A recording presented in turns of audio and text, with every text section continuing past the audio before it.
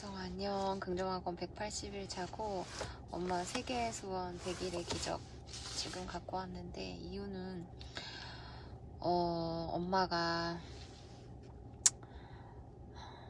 이 기적을 이루는 방법에서 엄마가 정말로 원하는 소원을 이야기하고 있는지에 대한 생각이 들더라고. 엄마가 정말로 원하는 소원은 뭘까? 눈을 감고 지금 생각해 보려고 아무리 생각을 해봐도 엄마가 정말 간절히 이루고 싶은 소원이 뭔지 잘 모르겠어.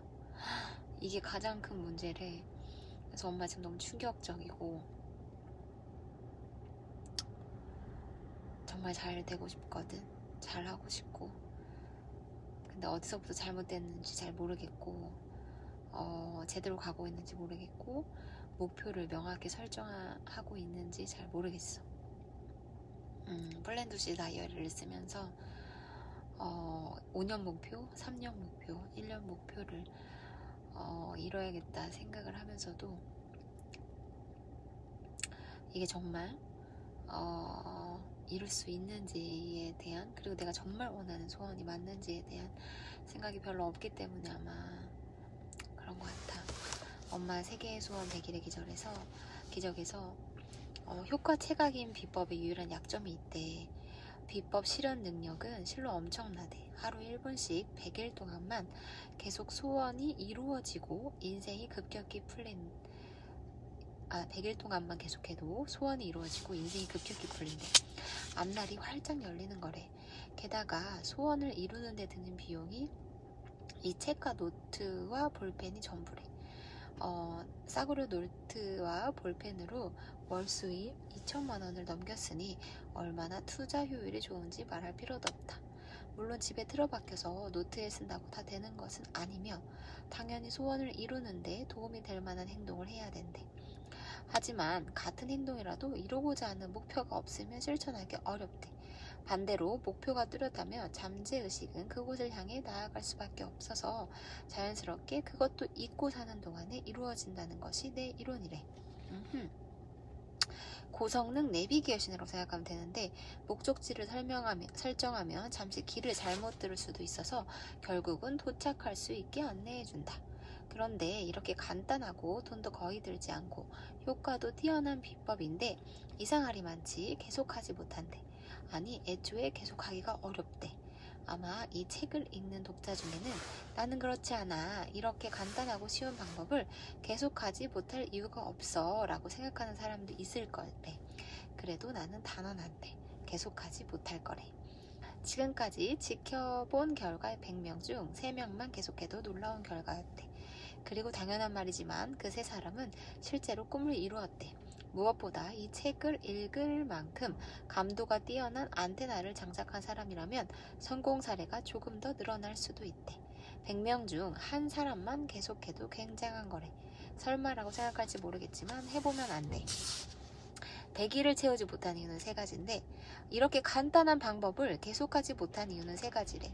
소원을 이룰 이유가 없기 때문이고, 변화가 두려워서 잠재의식이 거세게 저항하기 때문이고, 소원은 이루어지지 않는다는 믿음 때문이래. 먼저 소원을 이룰 이유가 없기 때문이다. 새삼스럽게 느낄 수 있지만 사실은 매우 중요한 문제래. 예를 들면 월 수입 1,000만 원이라는 목표를 세웠는데 애초에 왜 1,000만 원이야 하는지 이유가 명확하지 않기 때문에 계속하지 못하는 거래. 하지만 1,000만 원이 없으면 최저 생계도 힘든 지경이라면 열심히 할 거래. 제2장에서 이야기한 것처럼 나는 2009년 7월부터 업그레이드한 비법을 100일 동안 계속했는데 아무런 저항도 없이 계속할 수 있었던 것은 생활이 위태로웠기 때문이래. 그만큼 목표를 이룰 이유와 동기가 명확했대. 요컨대 정말로 그 소원을 이루고 싶은가를 되물어보면 된대. 진심으로 그렇다면 계속할 것이고 그렇지 않다면 계속하지 않을 가능성이 크대. 2번째, 변화가 두려워서 잠재의식이 거하게 저항하기 때문이래. 비법의 효과가 뛰어날수록 변화는 필연적이래. 여러 번 이야기했지만 안심과 안전을 제1목적으로 하는 잠재의식은 변화를 싫어하고 현상 유지를 선호한다. 그러므로 잠재의식은 비법으로 변화, 그러니까 실현이 가까워질수록 그것을 멀어지게 하려고 길을 쓴대. 그런데 비법이 귀찮아지거나 의심이 싹트기 시작하면 그것이 오히려 기회가 된대. 그것이야말로 변화의 조짐이니 이런 의심이 들수록 소원의 실현이 가까워지는 것이다. 이렇게 해서 중간에 그만두는 이유를 객관적으로 알아두기만 해도 불쑥불쑥 나타나는 잠재의식의 저항에 휩쓸리지 않게 된대. 이것은 비법뿐만 아니라 다이어트, 근력운동, 공부, 일찍 일어나기처럼 일상생활에서 겪는 일에서도 마찬가지래. 어떤 일에 자극을 받아서 한 결심이 2, 3일은 쉽게 가지만 꾸준히 지속하기는 매우 어렵다. 오죽하면 작심삼일이라는 말이 있을까. 한번 하겠다고 결심한 일인데 도저히 계속하지 못할 때 누구든 곧바로 자기 상황에 맞는 이유를 찾아낸대. 아무래도 아닌 것 같아. 지금은 때가 아니야. 계속할 수 없다는 걸 알게 된 것만으로도 다행이야. 해보지 않으면 모른다 등등 실로 다양한 변명을 쏟아낸대. 그런 변명은 모두 잠재의식이 저항하기 때문에 생겨나는 것이래. 이처럼 머리로만 이해해도 쓸데없는 생각을 하지 않고 일정 기간 동안 일단 계속할 수 있대. 다만 세상에는 그렇게 머리로 생각해서 대처할 수 없는 사람도 있는데 정말이지 심하다 싶을 정도로 계속하지 못한대. 겨우 하루 1분인데도 도저히 계속할 수 없다면 그것은 바로 소원은 이루어지지 않는다는 마음 때문이래. 이것이 중간에 그만두는 세 번째 이유래. 우주가 우리한테 기대하는 건데 소원을 실현하려면 행동이랑 소원이 1대1이어야 돼. 따라서 소원이 실현되지 않는 사람은 소원과 행동 사이에 간극이 있다는 거고 그 간극, 즉 공백은 그냥 내버려둬도 메어지는 성질이 있대. 그래서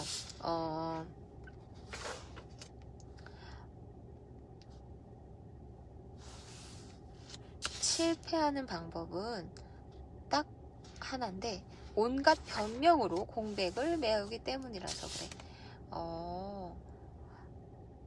소원과 직결되는 행동으로 공백을 메워가는 것이 변명을 제거하는 모든 소원에 유효하대.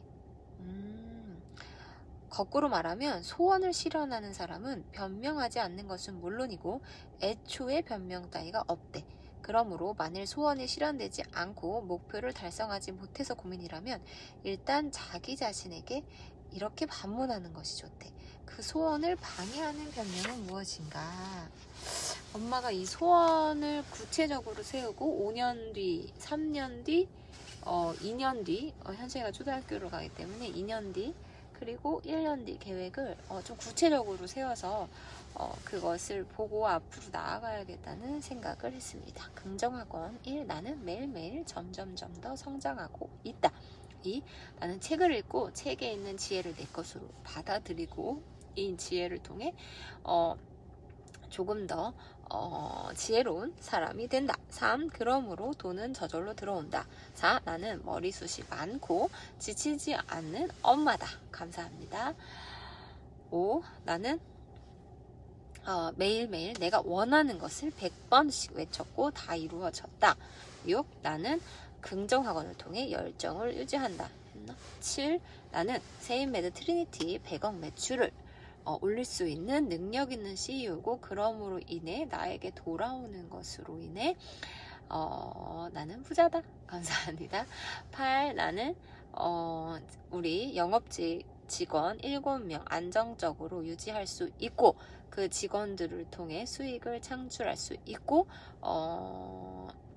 능력 있는 리더다. 감사합니다. 9. 나는 영어 공부해서 영어로 많은 사람과 의사소통할 수 있고 영어로 다른 곳에서 살아볼 기회를 얻을 수도 있으며 그 안에서 나는 내가 원하는 것을 그 사람에게 정확하게 명확하게 이야기할 수 있다. 영어 공부했다. 10. 모든 것이 감사합니다.